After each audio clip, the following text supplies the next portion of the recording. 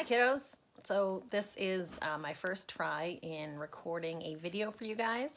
I'm gonna be reading some of Out of the Dust by Karen Hess.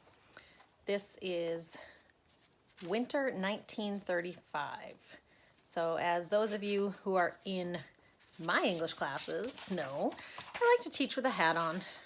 So I'm gonna try to find a different hat every day. Thought I'd start with my Dr. Seuss hat. So Out of the Dust, winter 1935. State tests again. Miss Freeland said our grade topped the entire state of Oklahoma on the state tests again, 24 points higher than the state average. Wish I could run home and tell Ma and see her nod and hear her say, "I knew you could." It would be enough. January 1935. Now, if you remember earlier in the book, the first state tests poem, Billy Joe was a little jealous that some people's parents made a big deal over how well they did when her ma always just said, "I knew you could." She didn't think it was enough then, but now she does.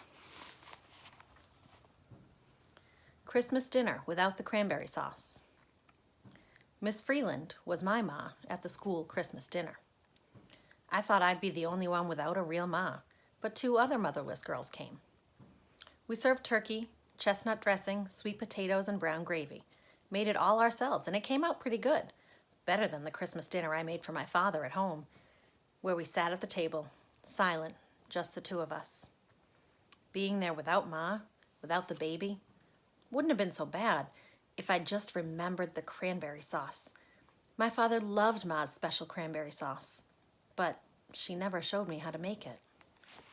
January 1935. Driving the cows. Dust piles up like snow across the prairie, dunes leaning against fences, mountains of dust pushing over barns. Joe Delafleur can't afford to feed his cows, can't afford to sell them. County Agent Dewey comes, takes the cows behind the barn, and shoots them. Too hard to watch their lungs clog with dust, like our chickens, suffocated. Better to let the government take them than suffer the sight of their bony hides sinking down into the earth. Joe Delafleur rides the range. Come spring, he'll gather Russian thistle, pulling the plant while it's still green and young, before the prickles form, before it breaks free to tumble across the plains. He gathers thistle to feed what's left of his cattle, his bone-thin cattle. Cattle he drives away from the dried-up Beaver River, where the Cimarron still runs, pushing the herd across the breaks, where they might last another week, maybe two, until it rains. January 1935. First rain. Sunday night, I stretch my legs in my iron bed under the roof. I place a wet cloth over my nose to keep from breathing dust and wipe the grime tracings from around my mouth and shiver thinking of Ma. I am kept company by the sound of my heart drumming.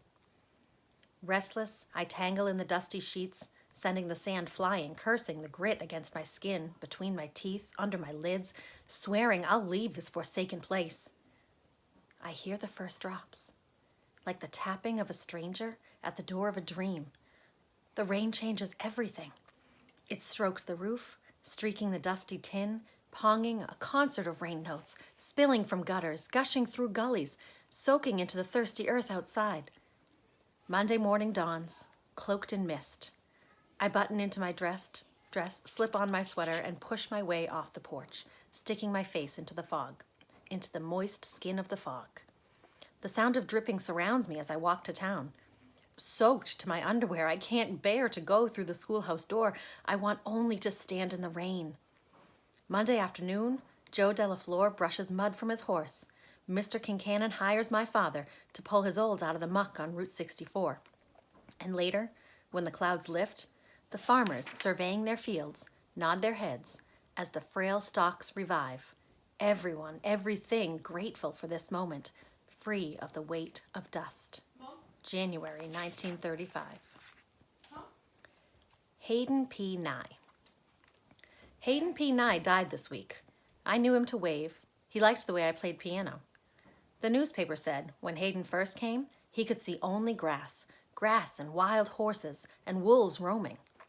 Then folks moved in, and sod got busted, and bushels of wheat turned the plains to gold, and Hayden P. Nye grabbed the Oklahoma panhandle in his fist and held on.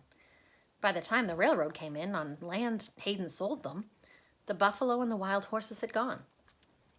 Some years, Hayden Nye saw the sun dry up his crop, saw the grasshoppers chew it down, but then came years of rain, and the wheat thrived, and his pockets filled, and his big laugh came easy. They buried Hayden Nye on his land, busted more sod to lay down his bones. Will they sow wheat on his grave, where the buffalo once grazed? January 1935. Scrubbing up dust. Walking past the Crystal Hotel, I saw Jim Martin down on his knees. He was scraping up mud that had dried to crust after the rain mixed with dust Sunday last. When I got home, I took a good look at the steps and the porch and the windows. I saw them with Ma's eyes and thought about how she'd been haunting me. I thought about Ma, who would have washed clothes, beaten furniture, aired rugs, scrubbed floors, down on her knees, brush in hand, breaking that mud like farmers break the sod, always watching over her shoulder for the next duster to roll in. My stubborn Ma, she'd be doing it all with my brother Franklin to tend to. She never could stand a mess. My father doesn't notice the dried mud. At least he never tells me. Not that he tells me much of anything these days. With Ma gone, if the mud's to be busted, the job falls to me. It isn't the work I hate, the knuckle-breaking work of beating mud out of every blessed thing. But every day, my fingers and hands ache so bad. I think I should just let them rest, let the dust rest, let the world rest. But I can't leave it rest on account of Ma haunting. January 1935. Outlined by dust. My father stares at me while I sit across from him at the table, while I wash dishes in the basin, my back to him, the picked and festered bits of my hands in agony. He stares at me as I empty the wash water at the roots of Ma's apple trees. He spends long days digging for the electric train folks when they can use him, or working here, nursing along the wheat, what there is of it, or digging the pond. He sings sometimes under his breath, even now, even after so much sorrow. He sings a man's song, deep with what has happened to us. It doesn't swing lightly the way Ma's voice did, the way Miss Freeland's voice does, the way Mad Dog sings. My father's voice starts and stops, like a car short of gas, like an engine choked with dust, but then he clears his throat and the song starts up again. He rubs his eyes the way I do, with his palms out. Ma never did that. And he wipes the milk from his upper lip, same as me, with his thumb and forefinger. Ma never did that either. We don't talk much. My father never was a talker. Ma's dying hasn't changed that.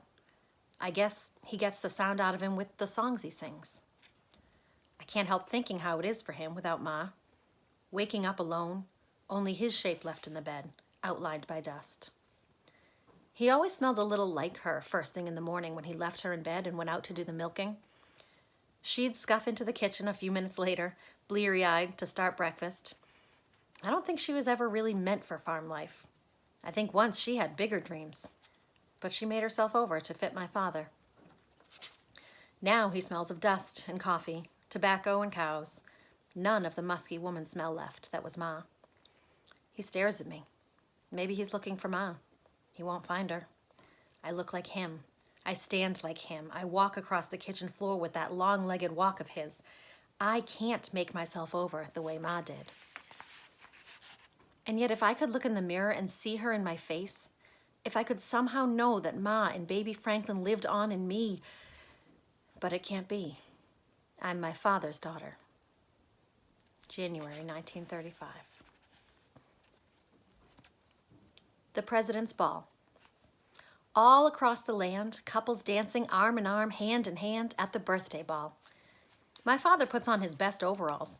I wear my Sunday dress, the one with the white collar, and we walk to town to the Legion Hall and join the dance, our feet flying, me and my father, on the wooden floor whirling to Arlie Wanderdale and the Black Mesa Boys.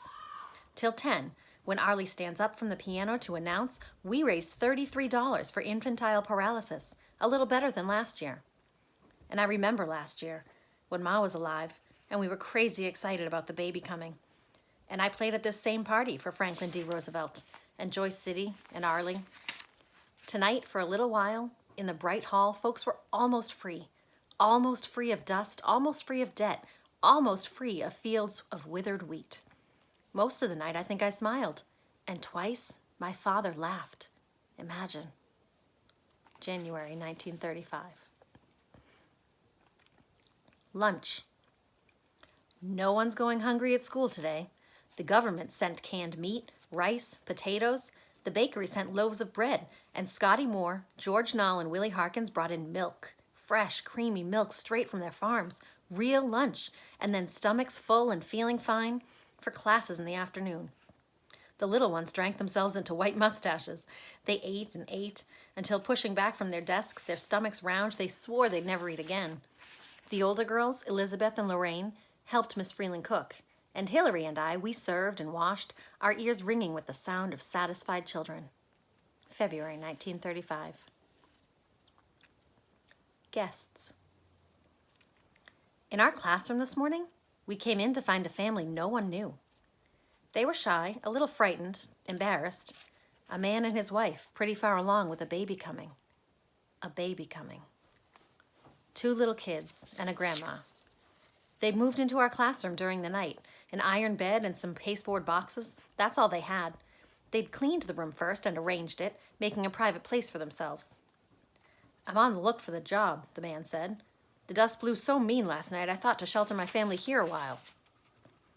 The 2 little kids turned their big eyes to Miss Freeland and back to their father. "I can't have my wife sleeping in the cold truck, not now, not with the baby coming so soon." Miss Freeland said they could stay as long as they wanted. February 1935. Family school. Every day we bring fixings for soup and put a big pot on to simmer. We share it at lunch with our guests, the family of migrants who have moved out from dust and depression and moved into our classroom. We are careful to take only so much to eat, making sure there's enough soup left in the pot for their supper. Some of us bring in toys and clothes for the children. I found a few things of my brother's and brought them to school. Little feed sack nighties, so small, so full of hope.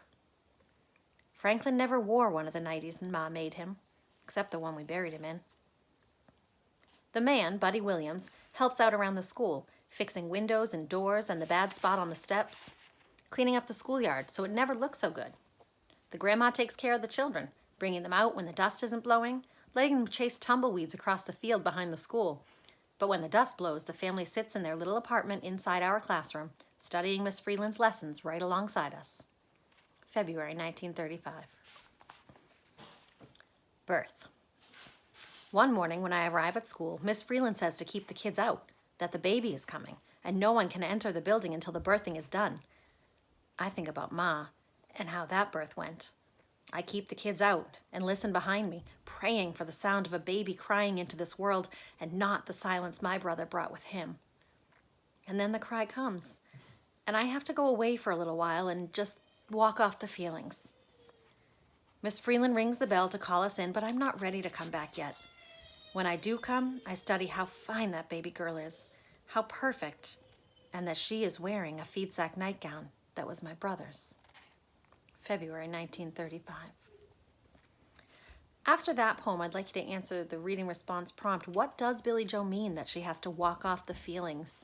What is she talking about? What are her feelings? And what do you do to sort out your own feelings? Until next time.